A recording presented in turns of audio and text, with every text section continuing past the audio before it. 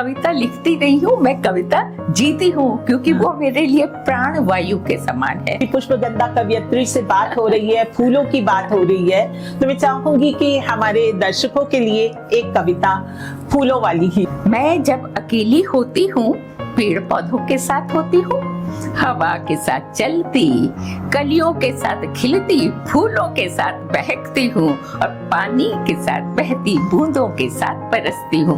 मैं जब अकेली होती हूँ। आपकी साहित्यिक यात्रा के बारे में बात करते हैं। जब मैंने कविता चुनी, मैंने आकाशवाणी छोड़ दिया और मैंने टीचिंग प्रोफेशन अपनाया। तो सिर्फ कुछ पंक्तियों में मैं ये जानना चाहूंगी कि अच्छी कविता आप किसे मानती हैं और एक अच्छी कविता की परिभाषा क्या है? दरअसल कविता मेरे हिसाब से जीवन से उठती है।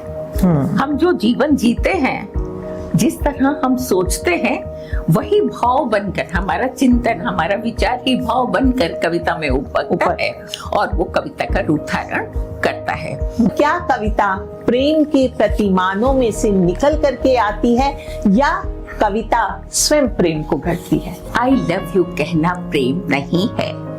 स्त्री पुरुष का संबंध कितना, क्योंकि ये प्रेम जब विवाह बंधन की दहलीज पर आता है और जिम्मेदारियों कंधों पर आती हैं, सारा प्रेम 1 मिनट में यूं फुर्र हो जाता है, गायब हो जाता है। तो चांदनी ने छुआ मुझको, चांदनी ने छुआ मुझको, मैं चांदनी हो गई, और धूप ने जब छुआ तो मैं रागिनी हो गई। क्या बात है। न तो पति ईश्वर है जैसे हमें पढ़ाया गया था या सिखाया गया था, न पति ईश्वर है न पत्नी देवी है, दोनों मिलकर हैं मात्र नर और नारी, और इसी का नाम है अर्धनारीश्वर।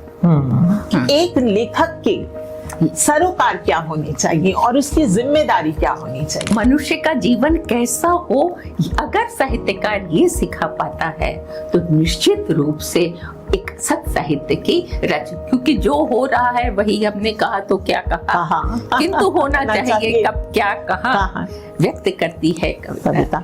वर्तमान समय में महिला सशक्तिकरण की बात होती है, महिलाओं को सशक्त करने की बात होती है, तो उस परिप्रेक्ष्य में आपकी कविताएं क्या कहती हैं या व्यक्तिगत रूप से आप इसको किस प्रकार से परिभाषित करती हैं? आजकल लड़कियां अपने भीतर नहीं झांकती, वो दूसरों को सुंदर दिखाई दे, सारी कोशिश इसी बात पर हो रही है। तो मैं ये बदलाव चाहती हूँ कि सुंदरी बनने और सुंदरी दिखने की होड़ में मत लगाओ अपना सर्वस्व दांव पर।